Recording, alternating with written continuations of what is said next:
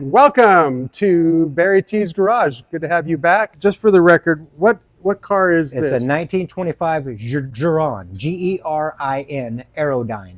Aerodyne. Yep. Okay. It's a prototype, and it's way advanced on every aspect of the car, from the suspension to the motor to the transmission.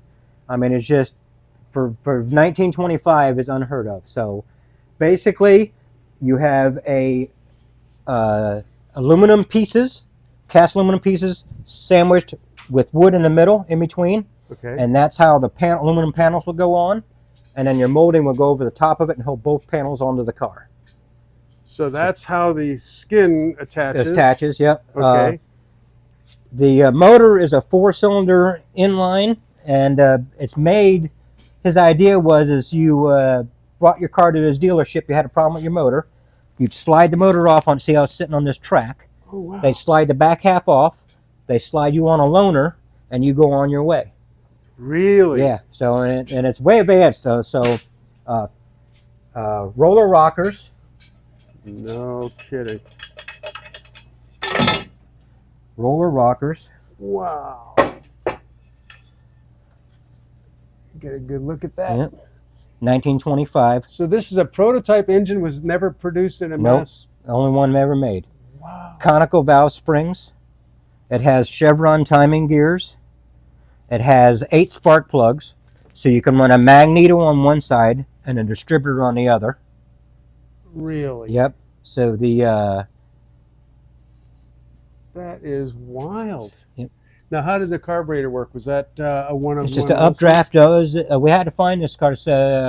When we got this car, all the pieces were missing.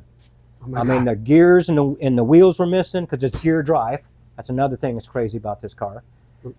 Pinion in the differential was missing. All the brake assembly in the front were missing. Well, how in the world can you either find those pieces or We had to find something from the same era because you're obviously not going to find the original pieces. Right. So we did what we could in that era so we can make it run and drive again. So that is fascinating. So and the suspension is actually pretty unique too. We have all the fenders on, but you really can't see it. See if I can get any kind of a shot of it. I'm getting a little bit of it here. Yeah. What was it? Is it a 4-wheel independent? It is 4-wheel independent. Uh-huh. And it is it uses a that counter lever, and there's a spring inside with another spring and another spring and another spring with a shaft that runs all the way through the middle. And what it does is it collapses the spring as it hits, and as it moves, the suspension moves like a tag arm. No kidding. Yep. Same thing in the front as well. So. Wow. Okay. Well, let's wander toward the front a little bit. So the generator starter is called a Gen Star. Okay. So normally they're actually on the front of the engine. This one was designed on the back of the engine, but the problem is when I try to make it run, yeah, it wouldn't run because it was spinning the motor backwards.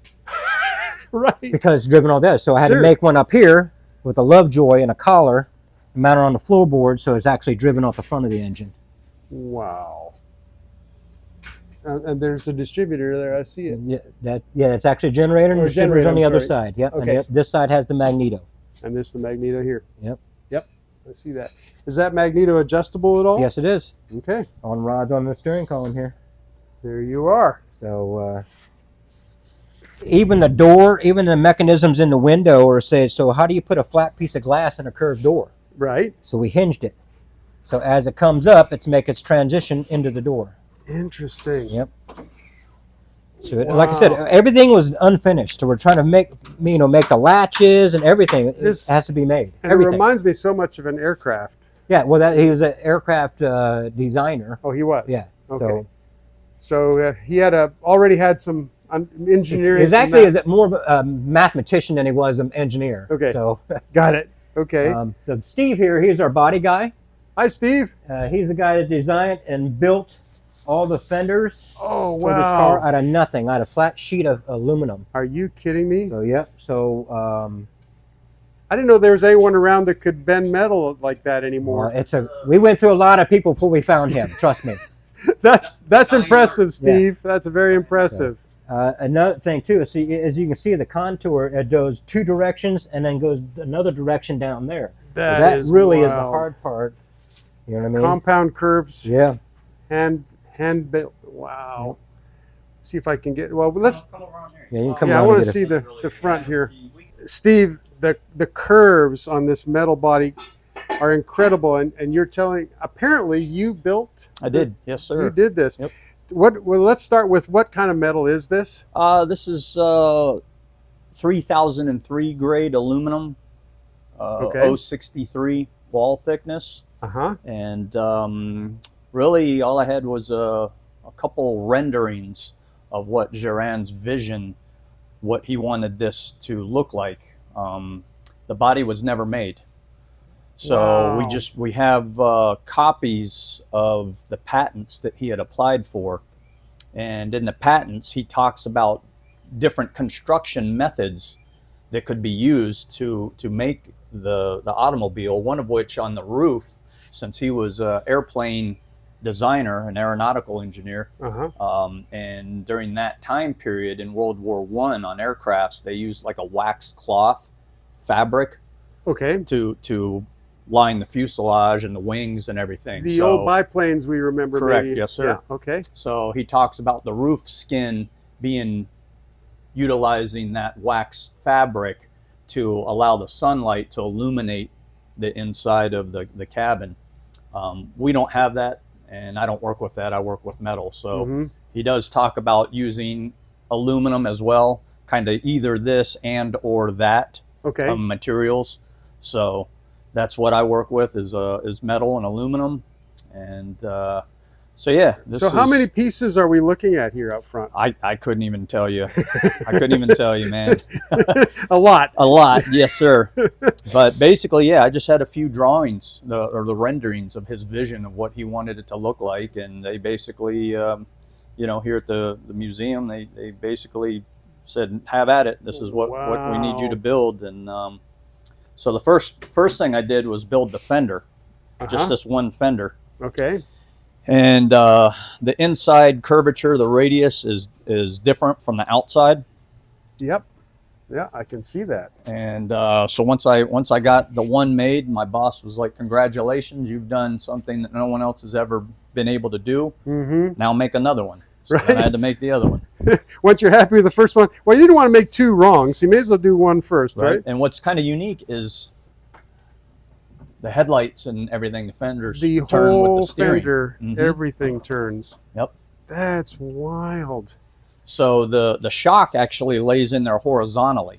Really? And this is the pivot, and it's kind of like a single-sided swing arm on a motorcycle or a retractable landing gear on an aircraft. Right. Is basically how it operates. And back when he first applied for the patents, it kind of held a lot of innovations in automotive engineering that we now use today. Four-wheel independent suspension, hydraulic shocks, hydraulic brakes, rack and pinion steering, an adjustable steering column. Really? So yeah, you push that in, and this whole steering column, yeah, raises up and down. And so that was his thought and idea in 1922, is when he applied. 22, because people were crowing about hydraulic brakes in 39. Right. So this was kind of way advanced for its time period. Wow. You know. No and just, kidding.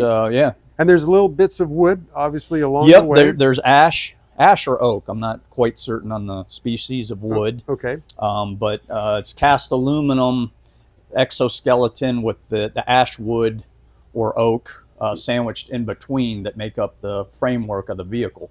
Okay. And a lot of this, the wood is still, it's original. It's 100 years old. Really? This part was redone. Yeah, but then you the can main see frame. the original wood here. Where did you find the headlights? Those are period correct. They're French brand from 1920. Marshall. Yeah. Well, since this part of the car was never finished, obviously you have license to make good choices. Creative freedom to a degree, yes. Yeah. Yeah, that's really as long as great. I stay as much period correct, as well as try to follow his rendering. Yeah. You know, because like I said, it was never built. So We just have these renderings of what his vision was at that time period. Sure. So there's some design changes that have been made, but we try to stay as correct to his vision that he wanted to. Well, it occurs to me that any prototype, even in a prototype building stage for anyone, you're going to be making changes. That's the purpose of a prototype, to try to work things out, and you're going to discover. And the patents weren't a blueprint per se. They were just a general idea, correct? Yeah, just describing his methods of what he was wanting to do to develop and build his parts and stuff, so no one else stole his idea. It's pretty honorable to know that this vehicle is such a part of history. Yeah. And that no one else has been able to do it. We have the interior complete, but it's out of the car right now while we're working on it. So it's actually red leather. Thank you, Steve. I appreciate that. So Andy, can you tell me, it's quite a distance from the front where the controls are to the rear where the engine is. Yeah, what are the linkages like, and how do they work? Well, this one is basically, if you look, you can't really see it, but it has this rod that comes through, and on it has a tapered disc. Okay. About like that. And as it turns, it actually pushes an arm, which moves a lever, which actually moves the timing back there. Wow. So just by moving one lever to another. Jam-centric. Okay. And then your shift rods are actually run underneath the floor as well. And this is actually the starter lever. So that's how you start it. And that's emergency brake. Okay. Excellent. And they're reasonably tight, like they work okay? Yep. Okay. Took a while to figure them out because, pedal travel distance, just wasn't that enough. Well, right. So, yeah. Wow, what a great car. Yeah. What a great project you guys are finishing. Yep. It's amazing to think of a project that's 100 years old, or more than 100 years ago, being conceived, let's say, in 22 or something, and for it now being finished. Nice to see it finished and driven, you know what I mean? So, on the road. Yeah. So supposedly they drove it 11 kilometers, but I don't know. You know what I mean? I'd have to say no, but I don't know. You know what I mean? I'm not going to say it wasn't, but I went through a lot to make it run and drive. Right. Yeah. You had a lot of work to do. Yeah. Very good. Well, thanks again, You're Andy welcome. and Steve, both of you. Yep. And Daniel for introducing me to these guys. Absolutely. All right. Cool. I saw a little bit of footage of this thing driving down the road. That was the owner driving it for the first time. Okay. I drove it a couple of times because I don't want him getting in the car, something wrong with it. So I drove it a few times, and then that video was him driving it for the very first time. And he was smiling from ear to ear.